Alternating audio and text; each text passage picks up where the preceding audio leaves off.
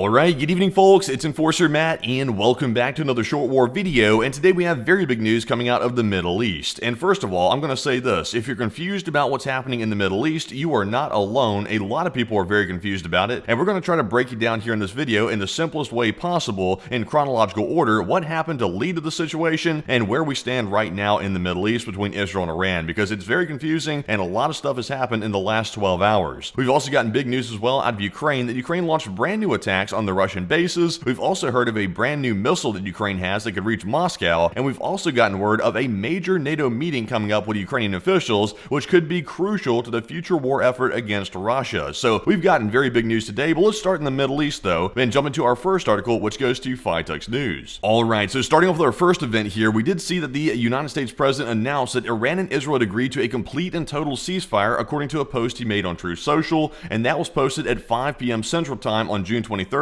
which was yesterday. So this was a very unexpected announcement. It actually caught the Israelis and the Iranians off guard. The Israelis were expecting him to announce this a little bit later on, but the president actually jumped the gun a little bit and announced it early. So it caught Benjamin Netanyahu a little bit off guard, and he wasn't quite ready for it. But we did see in the post here that apparently Israel would start the ceasefire upon the 24th hour, and Iran would start the ceasefire at the 12th hour. So there was two start times for the ceasefire, depending on which country it was. So that was already a little bit confusing in itself, but apparently they got it worked out a little bit, or maybe they kind of understood it. It wasn't really clear if Iran understood that. So there was a lot of confusion, and also we still really don't understand really what happened either. We're kind of just going off of what we think at this point, but there was a ceasefire agreement, and it's in this post right here if you can make sense of it. So that was what we heard. But jumping into our next post here, after that ceasefire agreement was announced, Israel went on a bombing spree in Tehran. They went crazy, started dropping all kinds of bombs in Tehran, literally right after the ceasefire agreement was announced and was set to take place a few hours later. So we did see in the post from Ariel here that Iran's Noor News, linked to the Supreme National Security Council, said the scale of the explosions that occurred tonight in Tehran and Karaj is the largest in 12 days. And this is a bit of an odd way to start a ceasefire agreement, and of course the ceasefire wasn't in effect yet, but you know, they had just allegedly agreed to a ceasefire, so Israel decided, let's go in and start heavy bombing Tehran like we've never done before and start leveling the place. And it looks like the damage was quite severe, and Tehran was getting absolutely hammered literally right after the ceasefire announcement. So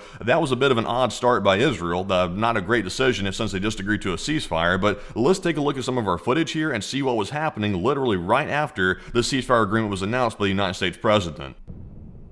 And you can see there a massive explosion right there in central Tehran. You can see there's the smoke from it, and there's the huge flash right at the very beginning, a massive explosion, and that was launched by Israeli airstrikes. So quite interesting to see that, and also quite a massive attack indeed that we saw right there. But let's take a look at our second video of another attack in the same area.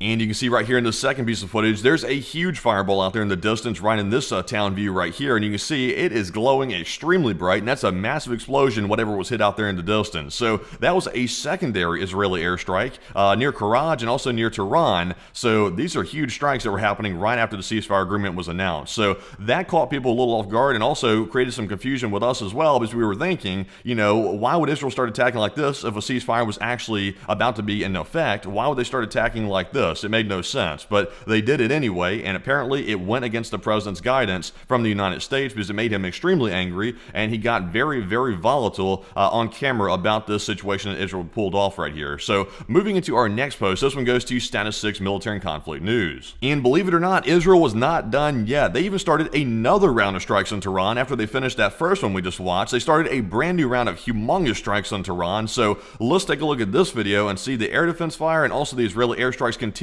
on the Iranian capital. So right there you can hear huge explosions out there in the distance, and you can see in the sky there's a lot of sparks and flashes as well that you can see right out there. So absolutely a melee in Tehran after the ceasefire was announced, and really massive explosions. And in fact, these were larger than most of the ones we had seen previously that Israel was conducting during the actual 12-day war that was going on. So quite crazy to see right here. And once again, here's another footage showing these airstrikes. So with that, jumping into our next article here, this one goes to Disclosed TV. And then after that, we saw that Iran launched a bunch of ballistic missiles at Israel. And then we saw all these right here, all these alerts popping up literally everywhere. Tel Aviv, all over the populated areas. I believe Iran did deny firing missiles, but, you know, obviously the alerts didn't pop up for no reason. At this point, though, I want to make this clear. The ceasefire was actually in effect at this point when Iran launched these missiles. Their ceasefire had already gone into effect. So, essentially, Iran was the first one to break it. Israel was not really breaking the ceasefire yet, because when they attacked Tehran, the ceasefire was not in effect. But at the point Iran attacked, the ceasefire was in effect, and they were the first ones to break the ceasefire. So, technically, I guess you could say, you know, they're kind of both at fault a little bit, because even though Israel technically didn't break the ceasefire, they were attacking like crazy right before it went into effect,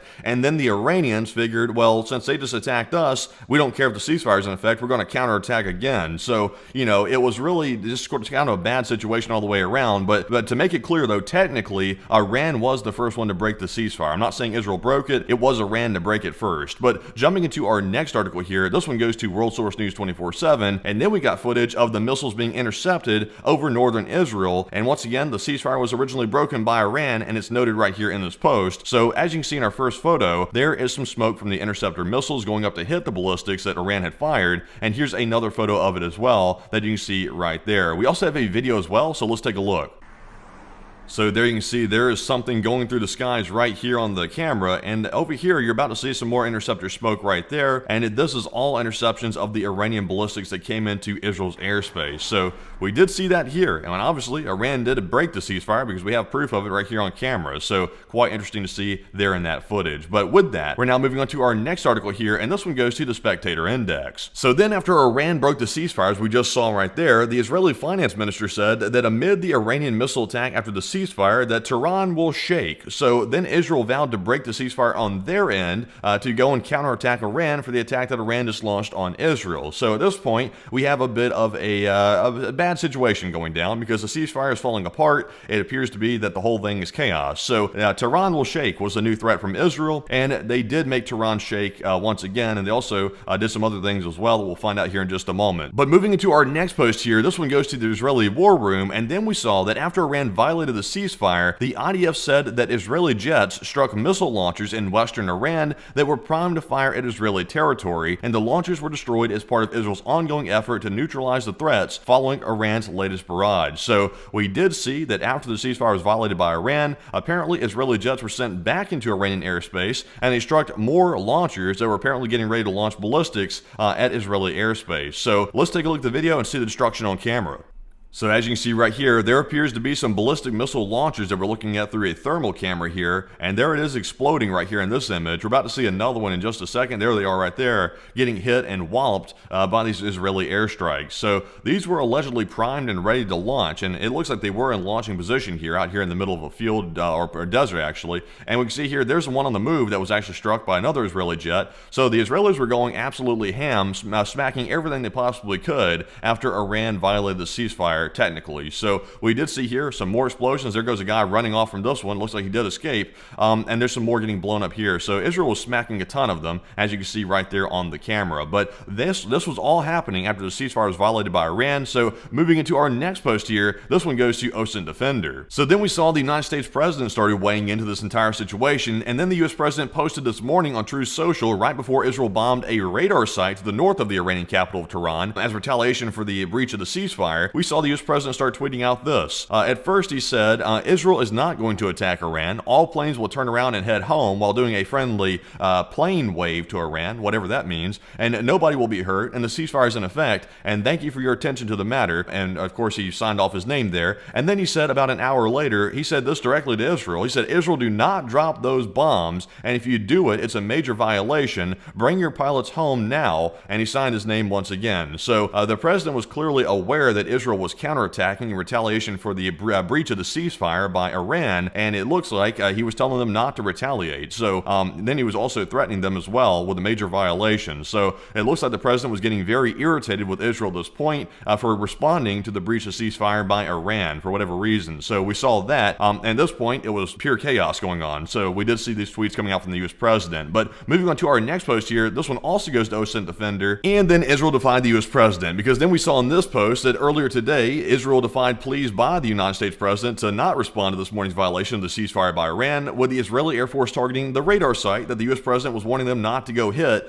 near Balbasar in northern Iran and on the coast of the Caspian Sea. So we do see here in our first image, apparently Israel struck the radar site, which was outside of Tehran, according to what we know right here. It's northern Iran, actually, excuse me. We do see here the smoke from it, and apparently that was struck by Israeli airstrikes. So that was in direct defiance of the United States president's tweet that he put out just a couple hours before this happened. So very interesting to see. Also, we do have a video as well, so let's take a look. So there you can see right there, there's the smoke from the radar installation getting hit by the Israeli jets, and there's video proof of it as well. So you can see it was struck, and you can see that it appears to be in a very luscious part of Iran because they got some sod and grass out here, which is kind of rare to see. So very interesting as well. But that was the current situation as of that moment, the defiance of the Israelis, of the United States president's directive. But moving on to our next post here, this one goes to Insider Paper, and then we got a new statement from the Israeli military chief of staff saying that the military is at the conclusion of a significant chapter, but the campaign against Iran is not over. So even though there was technically a ceasefire in place, the Israelis are still making statements that they're not finished with Iran, and didn't really clarify what they meant by that. So based on going off of this statement, we were thinking, okay, it sounds like Israel's going to continue the war, but apparently that's not what's going to happen. This guy misspoke, or he used bad words here to describe what he was really going to do. So apparently it means they're going to keep attacking in the proxy countries that Iran uses to attack Israel. So that's what we think they mean, but right now it's still a little bit murky and nobody's really sure for a fact. But at this point though, that is all we know about the situation. We did hear a statement from the United States president, which we unfortunately cannot show here on the video as we will get copyrighted, but the United States president dropped the F-bomb and said that neither country, Israel nor Iran, knows what they're doing because they've been at war with each other for too long, and he blamed them for the breakdown in the understanding of the ceasefire. So right now there does appear to be a temporary cessation of fire between the two countries. Iran saying they're going to adhere to it, and Israel is kind of like saying they'll adhere to it, kind of somewhat, but they're not really being too direct about it. So at this point, anything could happen. The Israelis and the Iranians could go right back to war with one another, or maybe it'll stay like this for a while. It's kind of hard to tell. Right now, it's a little bit odd, but right now, allegedly, there is a ceasefire actually being adhered to right this second, but that may not stay like that forever. So you might noticing I'm struggling a little bit with this because I'm really not sure what to say about it. It's so much mass confusion and so much disorganization between every country involved. The United States, Israel, and Iran. It's just chaos. But anyways, moving on from our Israeli news and our Iran news, we're going to move on to our Ukraine news, because you got some big news out on that front as well. And let's jump into this post right here, which goes to Max 25. So we do have some very good news on the Ukraine front. And now that the situation between Iran and Israel is sort of dying down a bit, we are going to be able to get right back into our coverage about Ukraine once again, because they are still fighting a very good war right now against the Russians, and it looks like they're doing pretty good, because right now NATO is preparing a strong statement on drones and air defense for Ukraine, and the support will be large scale, according to the Dutch Prime Minister Schoof. So here are the two gentlemen right here shaking hands with one another, and apparently they're expecting a NATO statement about drones and air defense very soon for Ukraine. So this is a very important meeting coming up, and also we heard from the United States president in the same press conference where he dropped the F-bomb about Israel and Iran that the U.S. president expects to possibly meet Zelensky at the NATO conference. So it sounds like Ukraine is back on the menu once again, and they should be getting some good support from the NATO alliance. So that is very good news to hear. And jumping into our next post here, this one is going to go to Max 25 once again, and we've also seen an attack by the Ukrainians on North Ossetia, Tatarstan, Dagestan, and Bashkortostan under attack by UAVs, according to the Russians, and we did get a video right here showing those flying in to attack the Russian sites and assets. So let's take a look at the video.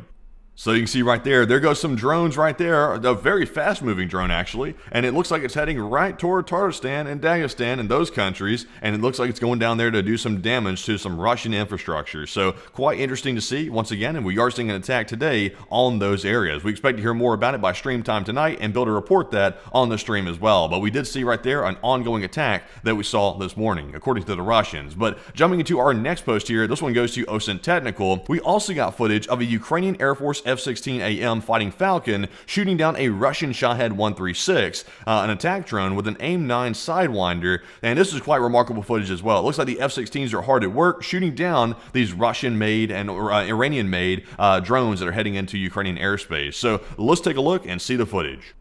And we can see right there's the F-16, and there was the Shahed that just got hit with a Sidewinder missile right there, and that was a direct hit on it. And it is now obliterated, as you can see right here in the footage. So quite a good shot by the F-16, and quite a good munition used there on that drone. Quite an expensive munition as well that we saw. So quite interesting to see once again, and that was another big hit by the Ukrainians on these Russian drones. But jumping into our next post here, this one's also going to go to Max 25, and we've gotten big news about a new Ukrainian ballistic missile that is apparently ready to go into production right this second. And we can see right here in the post that the new Ukrainian ballistic missile called the Sapsan will reach Moscow, stated Yermak, who's a Ukrainian official. He stated that the production is going very well, and the missile has already proven itself in combat, and it hits targets at a distance of up to 300 kilometers and carries 480 kilograms of explosives, and its real range can reach 500 kilometers, which means that this missile right here can reach Moscow. So this is a view of, I believe, the launcher of it right here, and you can see there's a armored vehicle protecting it behind it. But this right here is a very potent missile. This is a big ballistic missile here, which can actually make it all the way to Moscow, like I mentioned, and that is going to be very, very potent for the Ukrainians and a new arsenal that they can use against the Russians. So quite interesting to see, and another big piece of news. But with that, folks, that is actually our last piece of news of the video, and I hope you've enjoyed the video as well. Sorry for the confusion about the first part, because I'll be honest with you, I don't feel like I covered the first part about Israel and Iran very good. I'm doing the best I can on that one because unfortunately it's a little bit murky right now, and I wish we had more clarity for you all, but unfortunately this is the best information we have at the moment, and hopefully we made it as clear as possible where y'all could understand what's going on. Also, if you did enjoy the video and like my attempt at trying to explain that situation,